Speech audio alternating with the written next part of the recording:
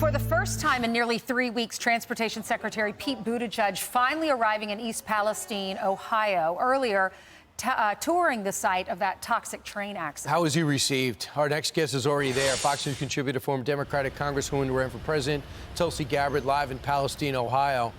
Tulsi, no one had to ask you to go. You wanted to. Do you have any sense of how Pete Buttigieg is being received? First of all, I haven't seen him around town yet. I saw a couple of big black SUVs driving by. But I want to say, first of all, that having been here the last couple of days, the people in East Palestine are incredible.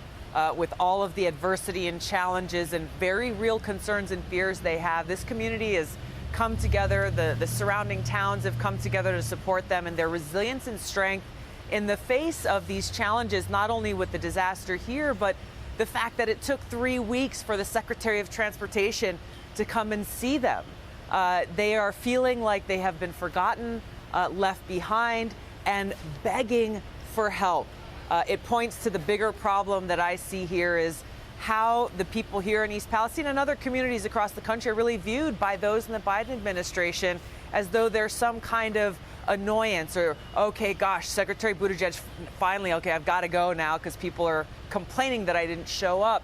It's just horrible because they deserve better. They deserve people like Secretary Buttigieg, President Biden, others to wake up thinking about what can I do for these people who are hurt and who are afraid and who are concerned for their children and their future. And unfortunately, they're not getting that. Yeah, and you've been there for 2 days. You arrived on Tuesday. You flew out on your own dime. I know later today you're going to talk to a vet who used to work for the railroad, and I'm sure he's got plenty to tell you.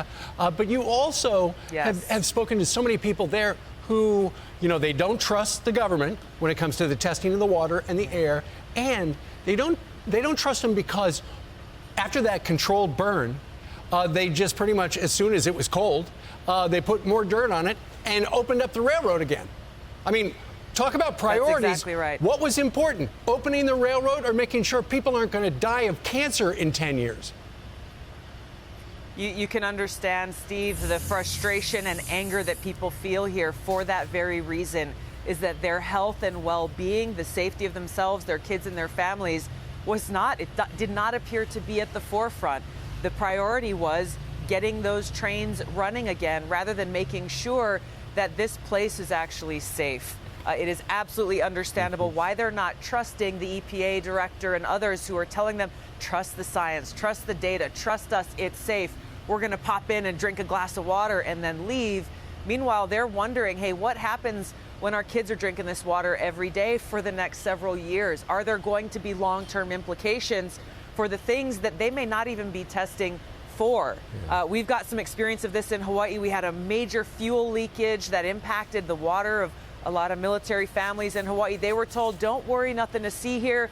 They started getting sick. Their kids were getting sick. Pets were dying. They were told, trust us, and clearly they shouldn't have. Yeah. Well, Tulsi, thank you for being there for the residents. They've been in our thoughts and prayers. What they're going through is just unimaginable. Thank you so much. Thank you. I'm Steve Doocy. I'm Brian Kilmeade. And I'm Ainsley Earhart. And click here to subscribe to the Fox News YouTube page to catch our hottest interviews and most compelling analysis.